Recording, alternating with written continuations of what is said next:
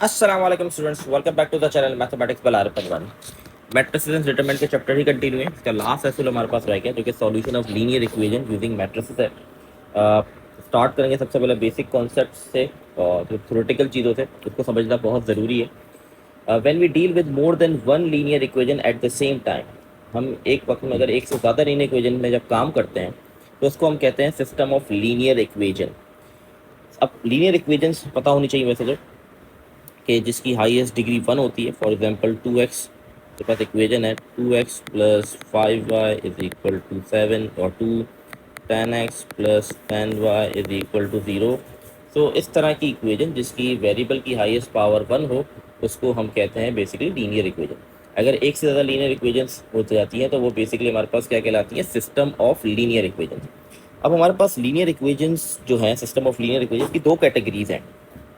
पहली कैटेगरी है homogeneous system of linear equation और दूसरी है non homogeneous system of linear equation. अब इनमें क्या डिफरेंस है दोनों में? होमोजीनियस इक्वेशंस कौन सी होती है, नॉन होमोजीनियस कौन सी होती हैं, ये बड़ा इंपॉर्टेंट इसको समझना। तो सबसे पहले हम जाते हैं, देखते हैं कि होमोजीनियस नॉन होमोजीनियस क्या है। तो homogeneous system of linear equation वो इक्वेशन होती हैं जो इक्वल टू ज़ीरो होती हैं। मैं फिर रिपीट कर रहा हूँ, homogeneous system of linear equations वो इक्वेशंस होती हैं जो इक्वल टू जीरो होती हैं। यहाँ भी बताएगा K1 K2 K3 equal to zero, तो वो कहलाएंगी homogeneous system of linear equations. इसी तरीके से non homogeneous system of linear equations क्या होती हैं, जिनमें एटलीस्ट एक वैल्यू तो होगी, वो सारी वैल्यूज इक्वल टू जीरो नहीं होंगी। ठीक है, कोई ना कोई एक वैल्यू भी अगर मौजूद होगी इक्वल टू के बाद तो वो कहलाती है non homogeneous of system of linear equation. आप सबने मैट्रिक्स इन्वर्जन क्रैमर्स रूल को पढ़ा होगा। तो हमारे पास अगर फॉर एग्जांपल ये इक्वेशन है, ठीक है, तो ये बेसिकली मेरे पास क्या है, नॉन होमोजीनियस इक्वेशन, क्योंकि इक्वल टू जीरो नहीं है। अच्छा चलो मैं इसको जीरो कर भी देता हूँ, लेकिन यहाँ तो नहीं है ना, तब भी ये कहलाएगी non homogeneous system of linear equation. लेकिन अगर मैं इसको भी जीरो कर देता हूँ तो अब ये बन जाएगी homogeneous system of linear equation. ठीक है, अब मैं आपको चीज़ जो सिखाना चाह रहा हूँ, आप लोगों ने ये मैट्रिक के अंदर पढ़ा होगा, इस matrix inversion method, Cramer rule method. तो इसको हम सबसे पहले मैट्रिक्स बनाते हैं। मैट्रिक्स के अंदर हम क्या लिखते हैं, कोफिशिएंट्स लिखते हैं, 2 5 1 10। फिर हम वेरिएबल्स बताते हैं, वेरिएबल हमारे पास x और y हैं। फिर हमारे पास इक्वल टू करके आता है 3 और 4। इस मैट्रिक्स को हम कहते हैं a, ये हमारे पास x होता है और ये हमारे पास b होता है। तो ये फॉर्म बनती है ax इक्वल टू b की फॉर्म बनती है। x की वैल्यू निकालनी हो तो a वहाँ जाके a इन्वर्स बन जाता है। तो जो हमारे पास नॉन होमोजीनियस इक्वेशन होती है ना, वो इसके बराबर होती है, देखें ax इक्वल टू b के। ठीक है, नॉन होमो, क्योंकि ये इक्वल टू जीरो नहीं है। और जो हमारे पास होमोजीनियस होती हैं वो क्या होती हैं, इक्वल टू जीरो होती है। तो उसकी जो फॉर्म बनती है वो इस तरह बनती है, ax इक्वल टू जीरो के बराबर। क्योंकि वो इक्वल टू जीरो होती है तो जो b फॉर्म है वो उसकी वैल्यू जीरो होती है, तो इसलिए ax इक्वल टू जीरो के बराबर। हो सकता है आपसे एमसीक्यूज में ये भी पूछ लिया जाए कि होमोजीनियस इक्वेशन किसके इक्वल होती है। ये आपको चार ऑप्शन दीजिए, ax equal to b, a inverse equal to X B. तो इसका answer ax equal to zero. क्यों जीरो? क्योंकि यहाँ पर b कह देंगे, b की वैल्यू है 3 और 4। लेकिन होमोजीनियस में क्या होता है, सिस्टम इक्वेशन आपकी इक्वल टू जीरो के बराबर होती है, linear equation equal to zero होता है, तो इसलिए b जीरो हो जाता है। ठीक है, आई होप ये वाला कॉन्सेप्ट समझ आ गया होगा। आगे बढ़ते हैं और फिर कुछ और इसको डिटेल में चीज़ों को बताता हूँ मैं आपको। अब यहाँ पर दो चीज़ें आती हैं, एक आता है ट्राइवल सॉल्यूशन, एक नॉन ट्राइवल सॉल्यूशन। ठीक है, a trivial solution is a solution where all variable equal to zero. Trivial solution वो सॉल्यूशन होता है जिसके अंदर सारे वेरिएबल जीरो के बराबर होते हैं। हम क्या कर रहे होते हैं बेसिकली इसके अंदर, हम यहाँ पर वैल्यूज निकाल रहे होते हैं। मैट्रिक्स इन्वर्जन हो या क्रैमर्स रूल हो, या जैसे कि आगे हम पढ़ेंगे गॉस एलिमिनेशन मेथड, हम क्या करते हैं, वेरिएबल्स की वैल्यूज निकालते हैं। अगर आपके फॉर एग्जाम्पल वेरिएबल है, तीन वेरिएबल हैं एक्स वाई जेड, अगर उन तीनों की वैल्यू जीरो आ जाती है तो वो कहलाता है ट्राइवल सॉल्यूशन। ठीक है, R equal to zero. Non trivial solution क्या होता है, is any solution where at least one variable is non zero. अगर जितने भी वेरिएबल हैं आपकी लीनियर सिस्टम और लीनियर इक्वेशन में, अगर एक की भी वैल्यू नॉन जीरो आ जाती है तो वो कहलाता है नॉन ट्राइवल सॉल्यूशन। अब इसके अंदर बड़ी इंपॉर्टेंट चीज़ क्या है, होमोजीनियस दो चीज़ें ले, system of homogeneous linear equation में हैव नॉन ट्राइवल सॉल्यूशन। ये कह रहा है जो सिस्टम होमोजीनियस इक्वेशंस कौन सी होती हैं, जो इक्वल टू जीरो होती हैं। तो कह रहा है कि होमोजीनियस लीनियर इक्वेशन का नॉन ट्राइवल सॉल्यूशन भी आ सकता है, लेकिन कब आ सकता है, जब उसका डिटरमिनेंट इक्वल टू 0 हो, तब आएगा हमारे पास नॉन ट्राइवल सॉल्यूशन। ये भी एमसीक्यू में पूछा जा सकता है। फिर दूसरा है a system of homogeneous linear equation में हैव ट्राइवल सॉल्यूशन। उसका ट्राइवल सॉल्यूशन भी हो सकता है जब डिटरमिनेंट इक्वल टू 0 ना हो। अच्छा, इसका एक इंपॉर्टेंट पॉइंट मैं आपको बताता हूँ। आई होप ये वाली चीज़ क्लियर होता है, फिर मैं आपको अलग से बताता हूँ। नीचे देखें अगला point, last point, non homogeneous के लिए। अच्छा, इस नॉन होमोजीनियस के लिए सिंपल याद रखें, नॉन होमोजीनियस के 3 आंसर्स निकल सकते हैं। नॉन होमोजीनियस के हमारे पास 3 आंसर निकलते हैं, या तो यूनिक सॉल्यूशन होगा, ठीक है, या तो इनफाइनाइट मैनी सॉल्यूशंस होंगे, या नो सॉल्यूशन एट ऑल होगा। नॉन होमोजीनियस के 3 आंसर निकले जा सकते हैं, या तो यूनिक सॉल्यूशन होगा, या इनफाइनाइट मैनी सॉल्यूशन होगा, या नो सॉल्यूशन एट ऑल। और याद रहे, नॉन होमोजीनियस कभी भी ट्राइवल सॉल्यूशन नहीं देगा आपको, ठीक है। ट्राइवल सॉल्यूशन क्या होता है, इसमें सारी वैल्यू 0 होती है, ठीक है। अब मैं आपको एक कॉन्सेप्ट समझाने की कोशिश कर रहा हूँ।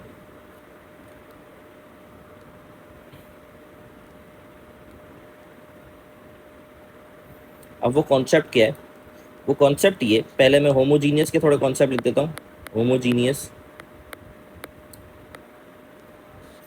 इसका पहला पॉइंट ये है, अगर जैसे मैंने बताया था डिटरमिनेंट आपका 0 के बराबर नहीं होगा, ठीक है, तो हमारे पास क्या आंसर आना चाहिए, हमारे पास ट्राइवल सॉल्यूशन आना चाहिए। ट्राइवल सॉल्यूशन क्या मतलब, आपके पास वेरिएबल की वैल्यू, मतलब आपके पास सारी वैल्यूज़ क्या होंगी, जैसे और एक्स वाई जेड वेरिएबल है, ये सब 0 के बराबर, ठीक है।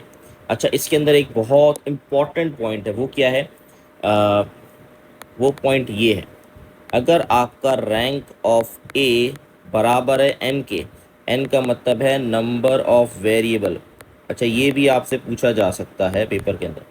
अगर जैसे आप रैंक, आपको एक मैट्रिक्स दे दिया गया, आपने उसका रैंक निकाला, ठीक है, आपको मैट्रिक्स दे दिया गया, आपने उसका रैंक फाइंड आउट किया। तो फॉर एग्जांपल आपका उस मैट्रिक्स का रैंक आ गया 3, और आपके नंबर ऑफ वेरिएबल भी 3 है। वेरिएबल्स तो आपको पता होंगे, एक्स वाई जेड जो वेरिएबल्स होते हैं वो भी अगर 3 है, अगर रैंक और वेरिएबल दोनों बराबर हैं, तब भी हम इसको कहते हैं कि ये हमें ट्राइवल सॉल्यूशन देगा, ठीक है। होमोजीनियस की कंडीशंस पढ़ा रहा हूँ। पहली कंडीशन क्या है, डिटरमिनेंट 0 के बराबर नहीं है, तो उसमें क्या होगा, ट्राइवल सॉल्यूशन आएगा, मतलब सारी वैल्यू 0, मतलब वेरिएबल्स के आंसर 0 होंगे। दूसरा क्या है, अगर रैंक बराबर है नंबर ऑफ वैल्यूज़ के, अगर रैंक 3 आया और नंबर ऑफ वैल्यूज़ जो, या number of variable, sorry, number of variable आपके पास 3 है और दोनों बराबर आ गए हैं, तो इसका मतलब ये क्या होगा, हमारे पास ट्राइवल सॉल्यूशन हमें देगा, ठीक है। ट्राइवल सॉल्यूशन मतलब होमोजीनियस इक्वेशन की कंडीशन। अब सेकंड हमारे पास कंडीशन बनती है यहाँ पर, वो कंडीशन क्या है, होमोजीनियस ही कर रहे हैं, कि डिटरमिनेंट इक्वल टू 0 आ जाए। तो डिटरमिनेंट इक्वल टू 0 हमें क्या देता है, नॉन ट्राइवल। अच्छा, इसको एक और चीज़ भी कहते हैं, इसको हम कहते हैं इनफाइनाइट, इनफाइनाइटली मैनी सॉल्यूशन, इसको ये भी कहते हैं, ठीक है। इनफाइनाइटली मैनी सॉल्यूशन, इसका ये भी जवाब होता है। इसके अंदर क्या होता है, रैंक जो होता है वो छोटा होता है नंबर ऑफ वैल्यूज से। मतलब फॉर एग्जांपल आपके सवाल का रैंक आ गया 2 आ गया, और आपके पास 3 वेरिएबल है, तो ये हमारे पास कहलाता है होमोजीनियस इक्वेशंस होती हैं, और इसके इनफाइनाइट मैनी सॉल्यूशन निकलते हैं। अगर आपका रैंक छोटा है नंबर ऑफ वैल्यू से, तो इसके इनफाइनाइट मैनी सॉल्यूशंस निकलते हैं। तो ये कॉन्सेप्ट आपको पता होना चाहिए, क्योंकि एमसीक्यूज के अंदर ये आपसे ज़रूर पूछे जा सकते हैं, ठीक है। ये हो सकता है आपको एक मैट बोला जाए कि एक मैट्रिक्स है जिसका रैंक 2 आया है और उसके नंबर ऑफ वेरिएबल 3 हैं, तो बताएं ऐसे कितने सॉल्यूशन निकल सकते हैं, तो इसके इनफाइनाइटली मैनी सॉल्यूशन निकल सकते हैं। इसको नॉन ट्राइवल सॉल्यूशंस कहते हैं, ठीक है। बहुत सारे सॉल्यूशन निकल सकते हैं। अभी सॉल्यूशंस पे नहीं जाना है, सिर्फ कॉन्सेप्ट को समझना है, ठीक है।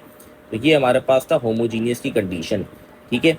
तो हम इसमें एक और चीज़ इंपॉर्टेंट हम लिख सकते हैं कि जैसे ही डिटरमिनेंट इक्वल टू ज़ीरो नहीं होगा, तो ट्राइवल सॉल्यूशन आएगा। ट्राइवल सॉल्यूशन क्या होता है, जिसमें सारे वेरिएबल 0 के बराबर होते हैं और उसके अंदर रैंक और नंबर ऑफ वेरिएबल इक्वल होता है। जब डिटरमिनेंट इक्वल टू 0 होगा तो नॉन ट्राइवल सॉल्यूशन आएगा, मतलब इनफाइनाइट मैनी सॉल्यूशंस आएंगे इसमें, ठीक है। और रैंक छोटा होगा नंबर ऑफ वैल्यू से। आई होप होमोजीनियस वाला कॉन्सेप्ट क्लियर होगा। अब नॉन होमोजीनियस पे बढ़ते हैं। अच्छा, नॉन होमोजीनियस को देख लेते हैं।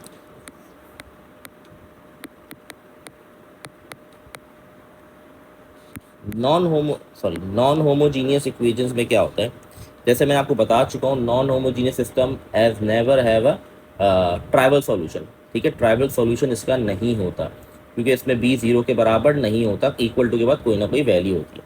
अगर डिटरमिनेंट आपका 0 के इक्वल नहीं आता तो आपके पास क्या आएगा आंसर, यूनिक। आपके पास जो सॉल्यूशन आएगा वो यूनिक आएगा, यूनिक सॉल्यूशन। ठीक है, ठीक है, आपका क्या आएगा, यूनिक सॉल्यूशन आएगा। दूसरा पॉइंट, अगर डिटरमिनेंट आपका 0 के बराबर आ जाता है, ठीक है, डिटरमिनेंट ही 0 हो गया, तो इसको हम कहते हैं, दो चीज़ें होती हैं इसके अंदर, या तो नो सॉल्यूशन, ठीक है, जैसे कि मैं बता चुका हूँ, या इसको हम कहते हैं दूसरा infinite many solution, infinitely many solution. ठीक है, इनफाइनाइटली मैनी सॉल्यूशन कहते हैं। तो इसका सिंपल यही है, नॉन होमोजीनियस नॉन ट्राइवल नहीं होगा और ट्राइवल सॉल्यूशन नहीं होगा, सही, कभी भी। इसके अंदर दो कंडीशन है, डिटरमिनेंट अगर 0 के बराबर नहीं है तो आपका आंसर यूनिक सॉल्यूशन आएगा जो नॉन ट्राइवल होता है। ठीक है, और अगर डिटरमिनेंट 0 के बराबर है या तो आपका नो सॉल्यूशन होगा या इनफाइनाइटली मैनी सॉल्यूशन होंगे। ठीक है जी, अब आखिरी हमारे पास क्या कॉन्सेप्ट रह गया था वो देख लेते हैं। A consistent and inconsistent system of linear equation. A system of linear equation which has at least one solution is called consistent system of equation, and system of linear equation which has no solution at all is inconsistent equation. अब पहले तो समझ ले consistent inconsistent क्या होता है। Consistent हमारे पास क्या है, जिसके अंदर एटलीस्ट एक सॉल्यूशन आ जाए तो उसको हम कंसिस्टेंट कहते हैं, और जिसके अंदर एक भी सॉल्यूशन नहीं है इसको इनकंसिस्टेंट कहते हैं। अभी अगर आपने नोट किया, मैंने आपको बताया यहाँ पर नॉन होमोजीनियस पर डिटरमिनेंट अगर 0 के बराबर है तो दो आंसर आएंगे, या तो नो सॉल्यूशन आएगा या इनफाइनाइट मैनी सॉल्यूशन आएगा। तो याद रखें, नो सॉल्यूशन का मतलब होता है इनकंसिस्टेंट, इसमें कोई सॉल्यूशन नहीं आता। ठीक है, इनफाइनाइट का होता है कंसिस्टेंट, इसमें एटलीस्ट एक सॉल्यूशन तो आ सकता है। ठीक है, ये पॉइंट्स थे। तो आई होप आप लोगों को चीज़ें क्लियर होंगी। इंशाल्लाह नेक्स्ट वीडियो में हम Gauss elimination method, matrix inversion और क्रैमर रूल को गो थ्रू करेंगे। ये बहुत इंपॉर्टेंट चीज़ें थी, छोटी छोटी, लेकिन एमसीक्यू में पूछी जा सकती थी, इसलिए मैंने इसको सेपरेटली वीडियो बनाया। तो आई होप चीज़ें क्लियर होंगी। फिर भी कोई कन्फ्यूजन है तो आप पूछ सकते हैं। अल्लाह हाफ़िज़।